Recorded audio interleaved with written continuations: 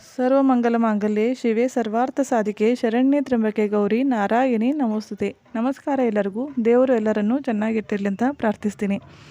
ಮೇ 10ನೇ ತಾರೀಕು ಅಕ್ಷಯ ತೃತೀಯ ಇದೆ. ಅಕ್ಷಯ ತೃತೀಯ ತನ್ನದೇ ಆದ ವಿಶಿಷ್ಟತೆಯನ್ನು ಹೊಂದಿದೆ.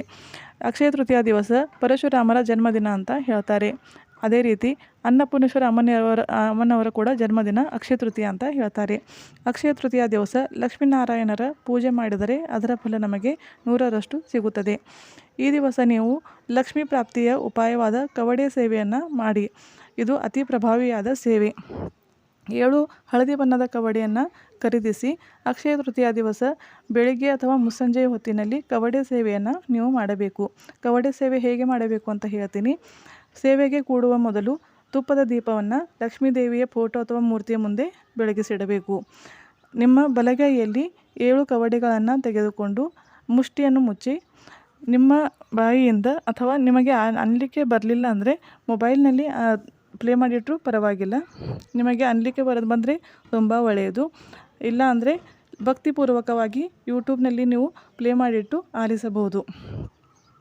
16 ಸಲ ಶ್ರೀ ಸೂಕ್ತ, 21 ಸಲ ವೆಂಕಟೇಶ ಸ್ತೋತ್ರ, 24 ಸಲ ವಿಷ್ಣು ಗಾಯತ್ರಿ ಮಂತ್ರ, 24 ಸಲ ಲಕ್ಷ್ಮೀ ಗಾಯತ್ರಿ ಮಂತ್ರ ಮತ್ತು 24 ಸಲ ಕುಬೇರ ಮಂತ್ರ. ಈ ಮಂತ್ರಗಳನ್ನು ನೀವು ಆಲಿಸಬೇಕು ಅಥವಾ ಅನ್ನಬೇಕು. ಅದೇ ರೀತಿ ನಿಮ್ಮ ಆರಾಧ ದೇವತೆಯ ಒಂದು ಮಾಲೆ ಜಪವನ್ನು ಹಾಕಬೇಕು. ಈ ಎಲ್ಲ ಜಪ ಆಗೋ ತನಕ ನಿಮ್ಮ ಮುಷ್ಟಿ ಮುಚ್ಚದೇ ಇರಬೇಕು. ನಂತರ ಈ ಮುಷ್ಟಿಯನ್ನು ಬಿಚ್ಚಿ ಒಂದು ಪ್ಲೇಟ್ನಲ್ಲಿ ಈ ಎಲ್ಲ ಕವಡೆಗಳನ್ನು ಒಂದು ಪ್ಲೇಟ್ನಲ್ಲಿ ಅಕ್ಕಿ ಹಾಕಬೇಕು. ಅದರಲ್ಲಿ ಸ್ವಲ್ಪ ಅರಿಶಿನ ಕುಂಕುಮ ಹಾಕಿ ಈ ಕವಡೆಗಳನ್ನು ಇಡಬೇಕು.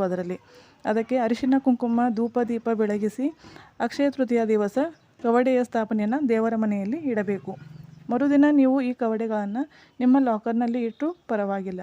ಇದು ಅತ್ಯಂತ ಪ್ರಭಾವಿಯಾದ ಸೇವೆ. ಅಕ್ಷಯ ತೃತೀಯ ದಿವಸ ನೀವು ಈ ಕವಡೆ ಸೇವೆಯನ್ನು ಮಾಡಿ ನೋಡಿ. ನಿಮ್ಮ ಮನೆಯಲ್ಲಿ ಯಾವತ್ತೂ ಹಣದ ಕೊರತೆ ಕಂಡುಬರೋದಿಲ್ಲ. ಶುಭವಾಗಲಿ ಎಲ್ಲರಿಗೂ. ಬೈ. Take care.